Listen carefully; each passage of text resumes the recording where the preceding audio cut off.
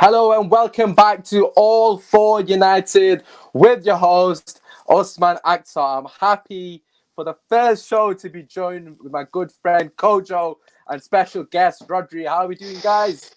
All good, man. How you doing? I'm good, I'm fantastic. How are you doing, Rodri? Yeah, I'm good, mate. You?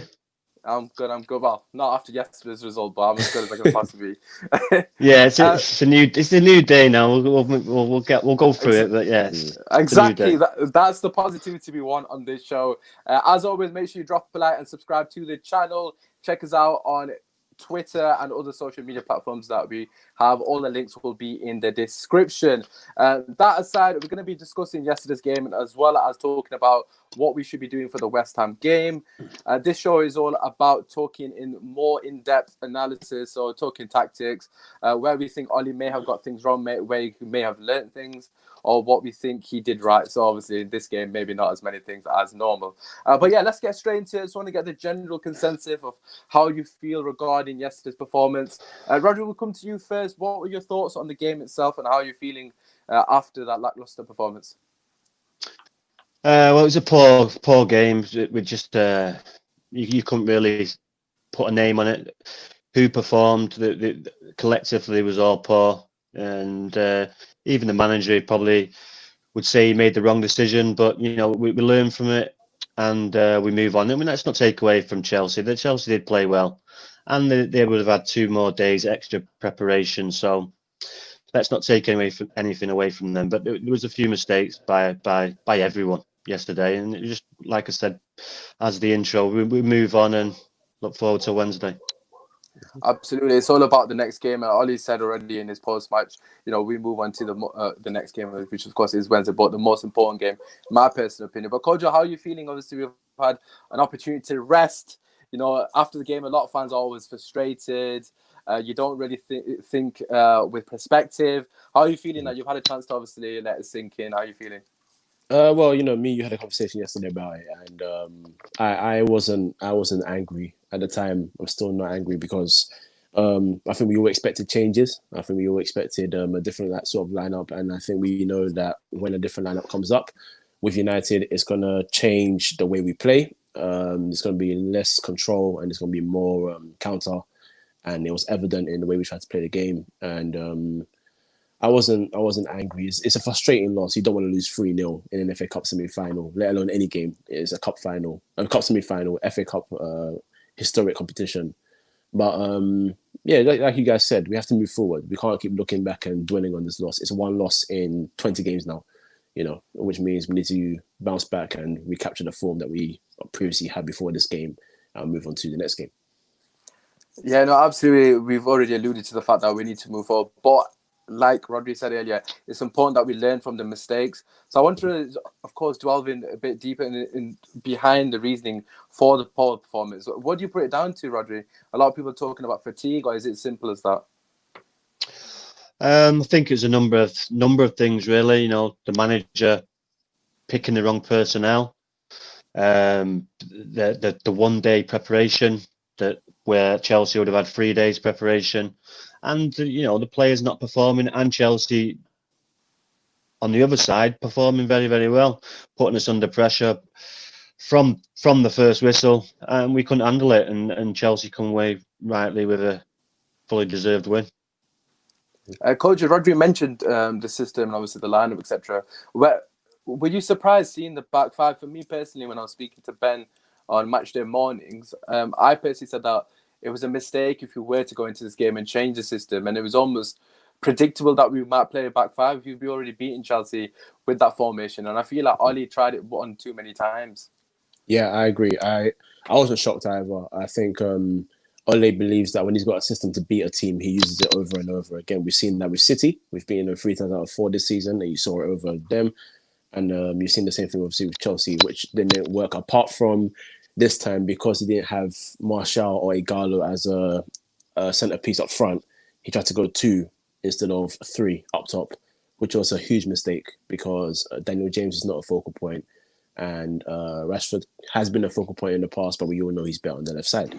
So he's done that on purpose to try and accommodate the midfield three, and it just didn't work in terms of trying to put Bruno Fernandes with Fred and Matic. So having a back five was a huge mistake. He should have stuck to the four, and if he wanted to change anything else up front from there, it would have worked better than playing with five in the back. Rodri, what do you reckon to that? Because obviously Kojo and myself both agree that the change in the system was the issue. I think one thing that you got to credit Pep Guardiola's teams, although we don't want to give them too much praise, of course, regardless of which player is playing in that system, they always play the same brand of football. You can take David Silva out; he's an unbelievable player. You can bring Bernardo Silva in. You can bring a Foden in. They'll play the exact same style of football. It doesn't matter which personnel it is. They've got the system, and it's always the same. But it seems that with Man United, if you're not playing your best 11, there doesn't seem to be that same sort of system. It's almost, some people are almost putting it down to, is it individual brilliance, or do you think it was just one of those things that the personnel didn't match what he was trying to execute on the day? Rodri, sorry. Like I said, it was a number. Yeah, like I said, it was a number of things, but you know, like the coach said, the Daniel James one, I didn't understand. The guy who was screamed out for a game, guy who needed to hold the other end. El Giroud was doing it, and it needs someone to take the pressure off. And we know, like Kojo said, Rashford likes to play out on the left, and James is no good with his back to goal. So yeah, it was a puzzling one, and I think, like I say, it's one thing they'll learn from. And you know, like I say, we move on, but it was a few mistakes. Because it's a long way, short space of time. We didn't think where we'd be where we're at. So like, it's not doom and gloom, but it's still disappointing because it's semi-final, and you know, one game away from it, and City being knocked out, and ours is a much more winnable game than Manchester City. So it's a disappointing one, but like I say, we move on and we go on to Wednesday. The United way he has commented, the Premier League has to be the priority. Of course, now we haven't really got much of the choice now that we kicked out the FA Cup. But do you think Kojo, Ollie's kind of had that at the back of his head? Because, yeah, he rested Pogba, he rested Greenwood, he rested Martial. Arguably, you know, I won't say the most influential players, but Martial and Greenwood in particular have offered us so much going forward, and it was quite evident we were missing that in this game. Do you think that was Ollie's thought process going into the game? No. I think he looked at the team and said, listen, this team has won games against Chelsea, against City in the past, in this sort of formation, this sort of style, the midfield. So, you know, I feel like he thought this team was good enough to get something out of the game. And I kind of agree with that also. I know that we have spoken about the formation, but at the end of the day, I thought that the personnel on the pitch, in hindsight, on paper, was more than good enough to get something out of this game. I just think that they obviously didn't turn up on the day, and it was quite evident in their performances. So I think he had the intention to win the game. I don't think he's gone into the game thinking, well, if we get knocked out, it's not a big deal. We still need to focus on the Premier League. I think he's gone in to win this game, but unfortunately, his selection and style of tactic just didn't work out for him and the rest of the team. Do you think Ollie, obviously being a new manager, well, in terms of for Manchester United, of course, he kind of needs that sort of I don't want to say sort of foundation in terms of winning a cup under his belt to start have some sort of gravitas in saying, okay, at least he's got this trophy. People kind of lay off him, and the pressure will be released from him, Rodri. Like, so for me personally, I feel like he probably should have went for the FA Cup for his own personal game. But do you think he's put the grand scheme of things ahead of this game in particular? Because he could have quite easily played the strongest 11 a game and went for this game, and then that might have faltered in the league for us on Wednesday. Oh, I think he's disconnected. Hello? Rodri? Okay, we might have just dropped connection from him there. We'll just come back to Kojo for a second. Hello? He's here. Oh, he's here? Yeah, can you hear us? Oh. Vaguely, it's going in and out. Okay, right. We'll just give you a second while I just come back to Kojo regarding that one. So as I was saying, do you think Ollie, as a manager who's not won a trophy yet, does he have the privilege of potentially, I don't want to say throwing away a trophy, but potentially not playing his best team to go for a trophy? Because like I mentioned, he doesn't have that sort of history to fall back on, like a Jose Mourinho would say, oh, he's a serial winner. Ollie doesn't have that. So do you think it was a mistake from him, or like you mentioned earlier, or do you think he was just still trying to win the game? No, he's trying to win the game. I think where people get mixed up with this sort of, you need to focus on all trophies because you haven't won anything. I think that's quite similar to what we heard about Pochettino at Spurs. Is we all know United's main priority more than anything is getting back into the Champions League. That's what it is, because you always hear United are not a Europa League club. They are a Champions League club. They should be challenging for the Premier League.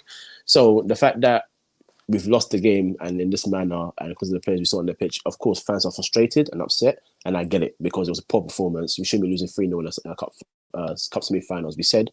But the bigger picture is, what the objective was at the beginning of the season anyway, and this isn't the only competition we're still left in. We still have another Europa League game to go anyway. Definitely. So, we need to sort of collect our thoughts and calm down a little bit and really kind of bigger picture here, because if Pogba gives us a 10 out of 10 performance against West Ham, it's going to be, that's why we rested him, because we needed him fit for this game. Absolutely. So, but if he doesn't, then you got to question the player regardless, because he was rested. He came on, played about 40 minutes, so he's not played the whole 90. He's got enough rest. So, we got to think objectively. I don't think it's about him so sort of ignoring other competitions. I think he's taking that seriously, but we need to realise it's not the be-all and end-all if he doesn't win the FA Cup. You need to get Champions League football first. I couldn't agree more with what you said. I think the grand scheme of things, and I think it's important that United fans look at it from a perspective in terms of what do United need in the long run. An FA Cup would be fantastic, but it's not going to get us the likes of a Sancho, the likes of a Partey, for example. You always hear players saying, "I want to play in the Champions League." Again, this isn't diminishing the credibility of the FA Cup, but you rarely hear players saying, "Oh, I want to win the FA Cup." They're all talking about the Champions League. That's where the big players want to be. So I completely agree. I think although Oli didn't play to lose the game, of course he didn't try to throw the game. The fact that it's happened isn't the end of the world, and I think people do need to calm down. But what I do want to say, Roger, hopefully you can hear us. I don't know if you can. I can see you, but I'm not sure we can hear you. I think his connection is still a bit vague. Okay, we'll come back to you. So I've got a theory here, Kojo. Obviously, it might be complete nonsense, but I'll let you decide. So basically, the way that Chelsea game for me, right? I think Frank Lampard, of course, he's done his homework, but in particular, he's looked at our last games. He's thought, which game of Man United struggling the most, and it's quite evident it was against Southampton. Right. What did Southampton do? They pressed us very high up the pitch.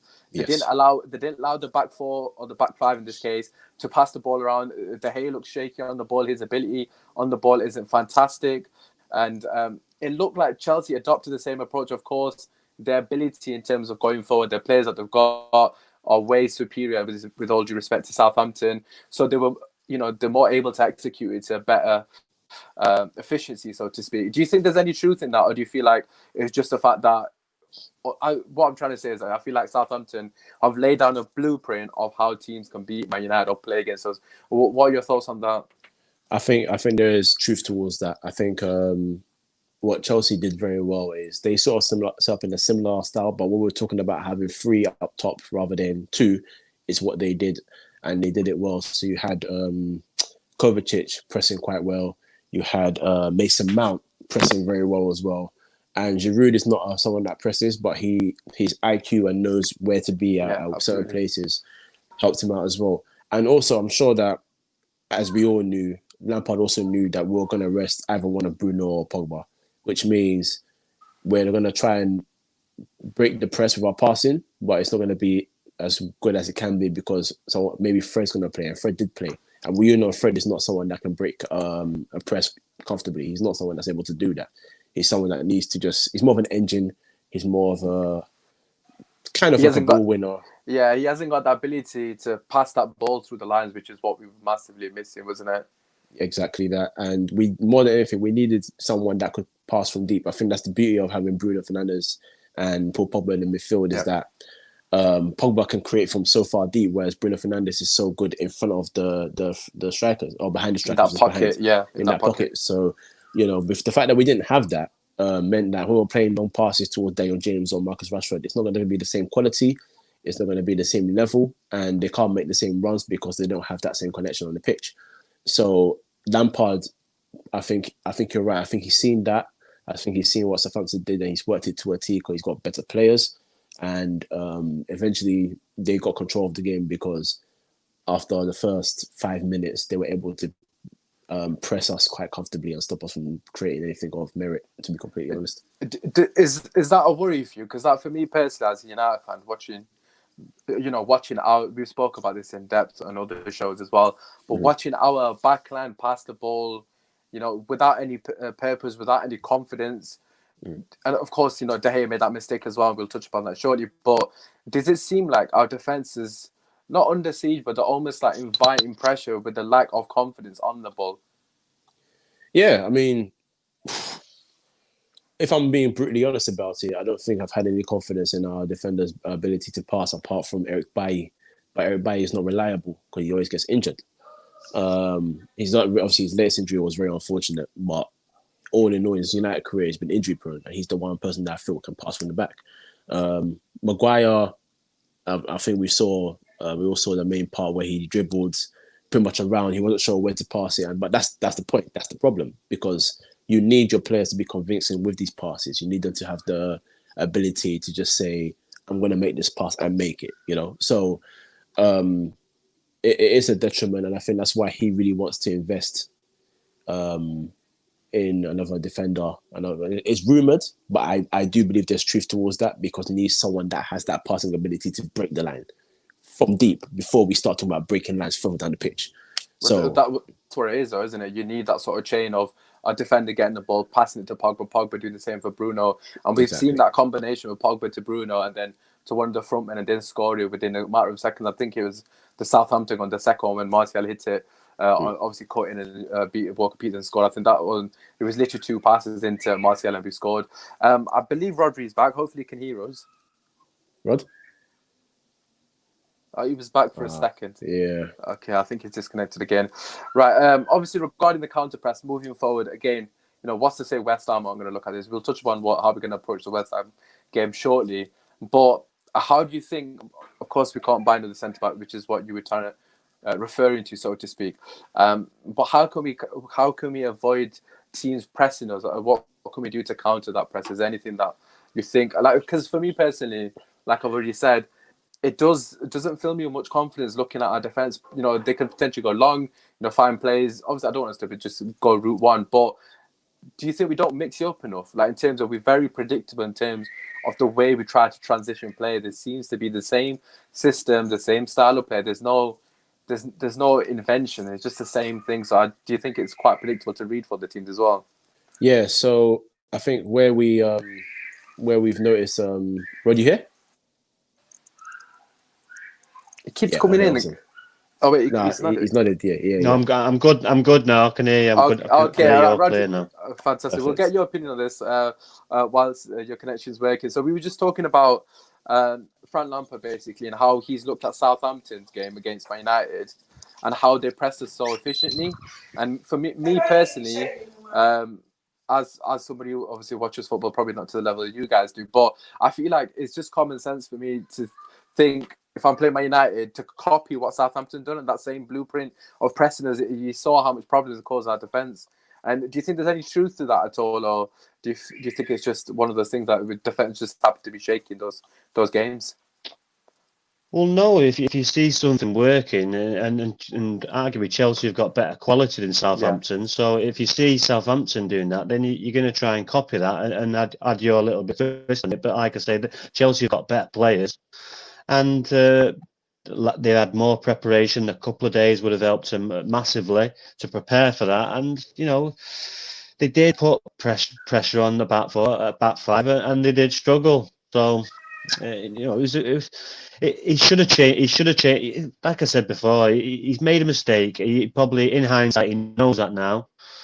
But let's not forget, he's gone 19 unbeaten. He's, like I say, it's disappointing because we're not in the the final, and it was a cup that we could have easily won. But it's not doom and gloom, even though it is not upsetting, but it's disappointing. But like I say, we just move on. But like I said, Frank Lampard did get it right. He had the better personnel and the better players, and to answer your question, he probably did get get little bits from Southampton, and that's what coaches do. If you see something working, I'm sure Mikel Arteta's seen something against City when he's gone 3-5-2 and it's worked. So you see something and you add your little twist to it, and obviously with better players, you're going to get better results. You mentioned briefly regarding Ollie's tactics.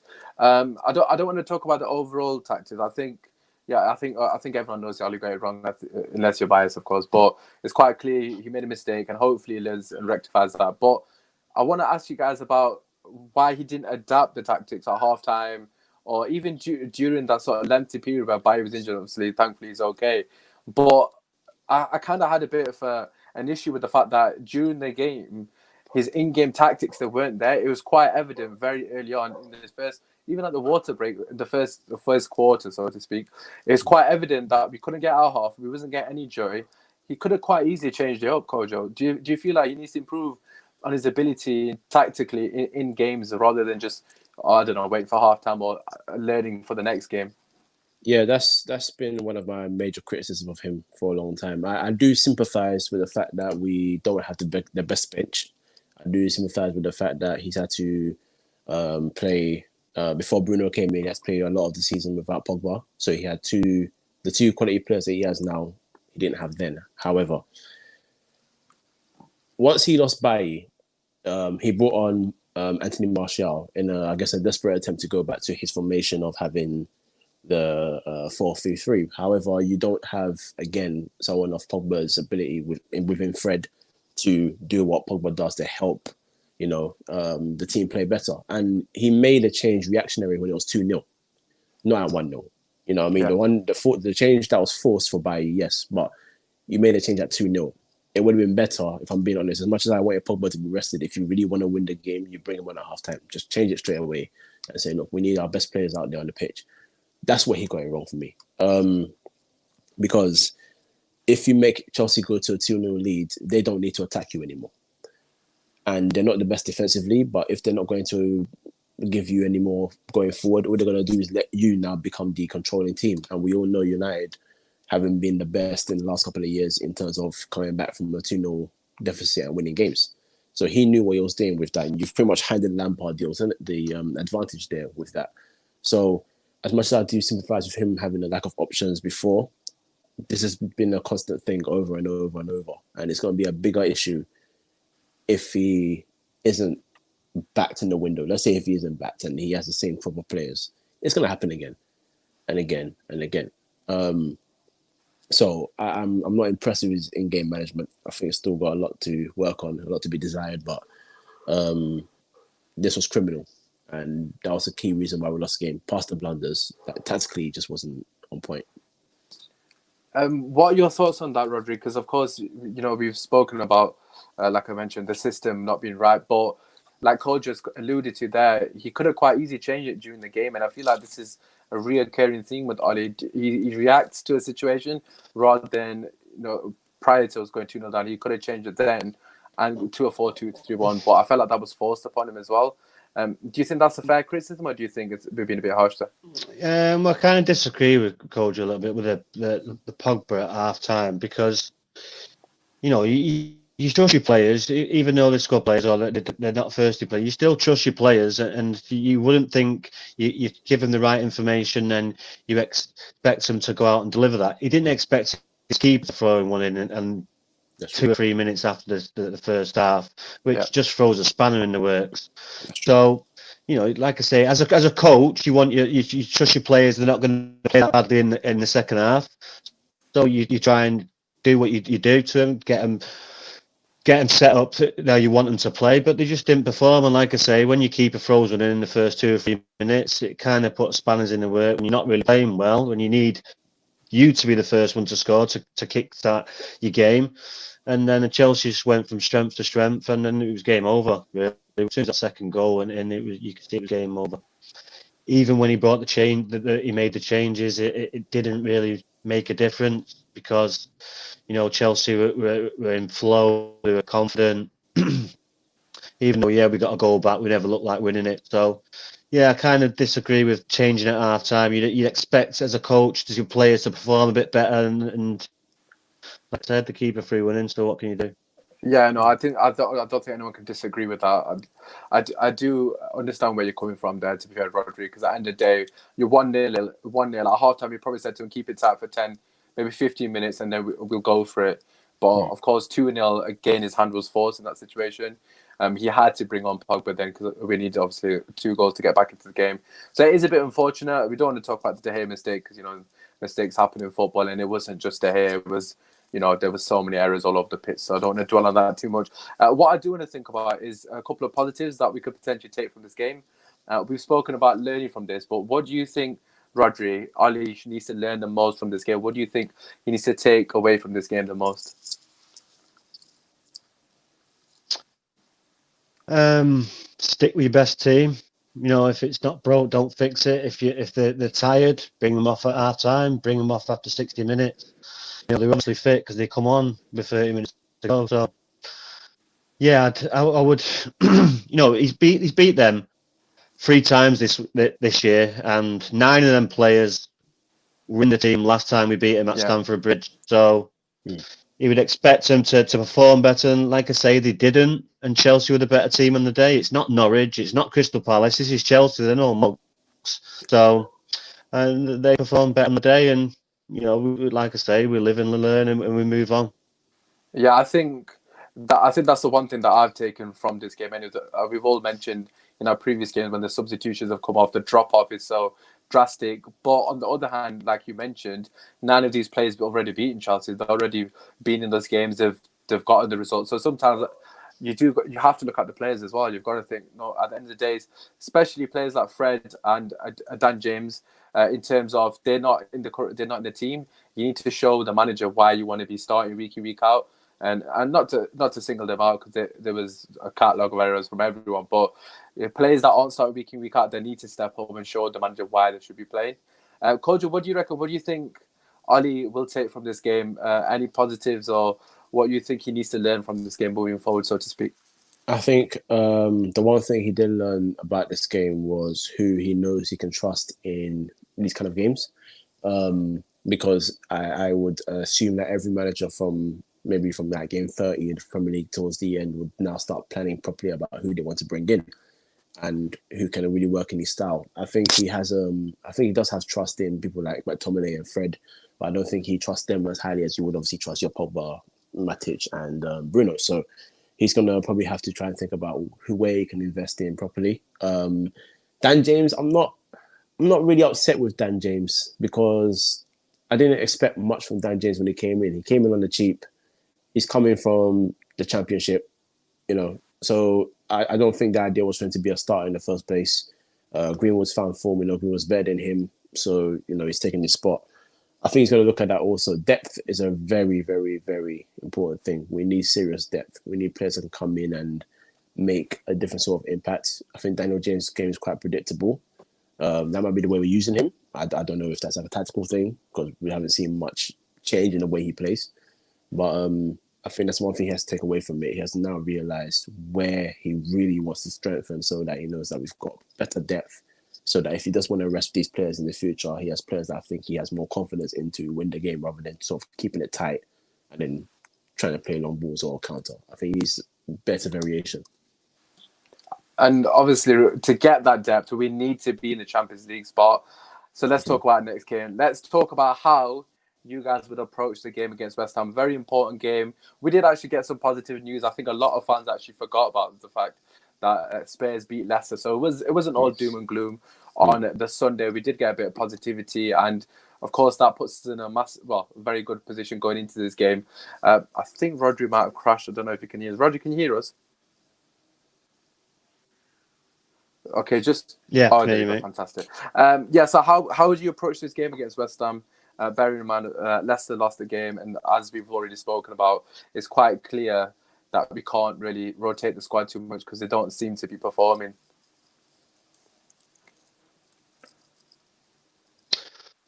You play your strongest team first and foremost. Whoever's available and whoever's fit, you play your strongest team, and you go back to the league form. The cup form. We're out of the cup now. We go back to the league form. We're sitting pretty. It's in our own hands. and West Ham have probably had a good weekend because they're probably safe. So yeah, you get stuck into them. You right from the off. You have a good start, and just take it from there really. But we need a good, solid win because if we start knocking about, West Ham will not fancy it because they're like I say, they're up. But if you give them any incentive with Antonio, he's a handful. So we need to get in front early, and just like I say, a good start, play your strongest team, and put Sunday to bed, and then we can move on to Leicester. But we need a good performance to like I say, to put Sunday to bed, and then everyone will be happy again in it, and Sunday will be forgotten. Yeah, that's what it's like with football fans, isn't it? You get one bad result, it seems like it's the end of the world. You get a couple of other good results, and then everyone's happy as Larry again. We've got a comment here from the United Way against West Ham. We need that's sorry to interrupt, but that's all. Sorry, go on. Sorry, mate. Yeah, but it's always been the way at Manchester United. It's always been the way. We lose a game and it's doom and gloom because it's Manchester United. We're not used to losing games. It's become more of a habit. Recently, but Ollie's got that United kind of way back, and it should be the way we're doom and gloom because we shouldn't be used to getting beat. So, like I say, it is doom and gloom at the minute, but a win on Wednesday will put that all to bed. Yeah, I completely agree. I don't personally think it's doom and gloom, to be honest with you. It's one loss in 20 games. I think people need to be, have a bit of perspective as well. It's just, it's a cup game. It happens. Sometimes you lose. It's a flip. Sometimes it's a flip of a coin. Obviously, in this case, we didn't help ourselves. But yeah, like I was saying, United has commented against West Ham. We need to win above all. We need a solid performance or positive performance. And Maguire has to lead as a captain. Kojo, how would you approach this game? I'm not going to ask you about Maguire. I know you've got your opinions on him. We'll leave that. But yeah, how would you approach this game? Obviously, Rodri said that we should play our strongest team. I think it's quite evident that we don't have the luxury of rotating that team. Do you agree with that, or would you still make some changes? No. The strong 11 that we've played consistently bar this game needs to come back as soon as possible. We're trying to get into the Champions League. We can't, play around with it, not finish in the top four, then try and win the Europa League. That's not a guarantee. There's some good teams in there. So we have to go into this game with West Ham and try and get the win. They are in good form. Antonio has become a nuisance. One player that we should watch out for more than anything is Souček. It's a very dangerous player. Souček is popping in with a lot of goals. His link-up play is very good. So you'll need someone like Matic to keep a sharp eye on him because the guy is a very good player and he's very smart. And his movement is very underrated. I look at him the way I look at it's weird for a midfielder, but I look at him the way I look at Chicharito. Like his movement inside the box is a bit crazy. It's hard to keep him down. So you need to be on job for that. But yeah, more importantly, just West Ham don't press really well. So this could be a perfect game for Ole to go back to his system. I know he's going to probably ask Pogba to come deep and collect the ball from De Gea. As usual. So go back to your strongest 11, knock the ball around, keep the ball away from Antonio and Souček. When West Ham in possession, unsettle Declan Rice. He's become the focal point of that midfield. Make sure he isn't comfortable and try to involve a lot of play down the left side as well. They're not very good at the right back position, so it's a perfect time for you to keep getting Martial and Rashford to keep interchanging and hopefully pop in a goal or two each. Yeah, I think Souček, obviously, he's been fantastic. He got that goal against Chelsea as well. Obviously, one got choked out. I just want to give a mention as well to Bowen.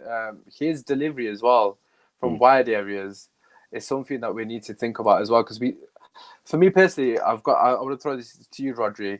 I just think we're massively missing Luke Shaw. A lot of people criticize him, but I just feel like down that left wing, he offers so much, not only defensively, but his off the ball movement as well. It helps us going forward as well.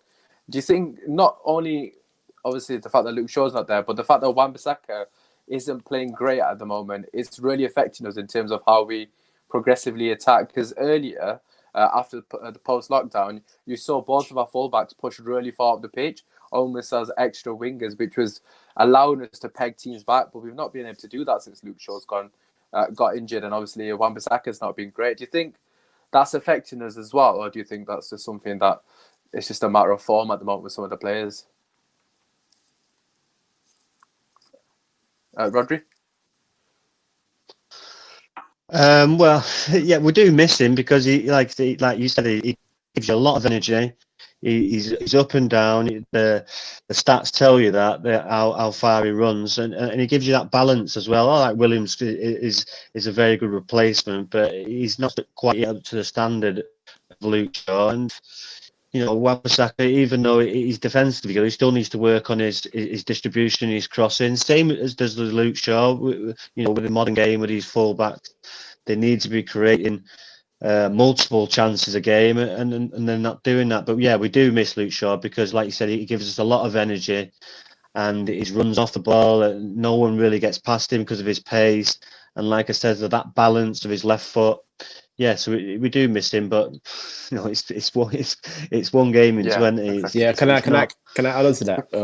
It's not. Yes. Sorry, yeah, just to add to that. I think where we are with some United fans is some of these players that we've had sort of symbolise a moment in time where we've been frustrated with this club, and we've had very poor results. Because Luke Shaw's one of those players that he joined, I think, during Van Gaal's time at the club, and we didn't win this, or we haven't competed here and all that. They feel like he's not standard. We forget he was in form when he joined us. Serious injury, very serious injury. He's come back. He's taking the time to settle into his game again. But like you guys said, energy. One thing he's very underrated for is the fact that sometimes you have to fill in as a centre back, and he's played the role very, very well. He covers well as well. And going forward, he isn't. Of course, he's not the best, but we shouldn't keep looking at players like. You're not going to have a Robertson in every team. You're not going to have a Marcelo in every team. He's not the same mold, but that's not completely a negative. It just means that we need to find a way to utilize him better. And when he's on form, he's pretty damn good. I've criticized him in the past before. I'm not going to act as if I haven't said anything negative about him, but we gotta look at these players a lot more fairly and not sort of scapegoat them, because the guy is actually a good left back. He just gets a really hard time from United fans. Right. Okay. To finish off, we've got to put our neck on the line, guys. I want a score prediction from both of you for the West Ham game. I don't know. I was going to start, but I'm not going to. Rodri, we'll let you start. Just a score prediction for our game against West Ham. How do you think it's going to finish?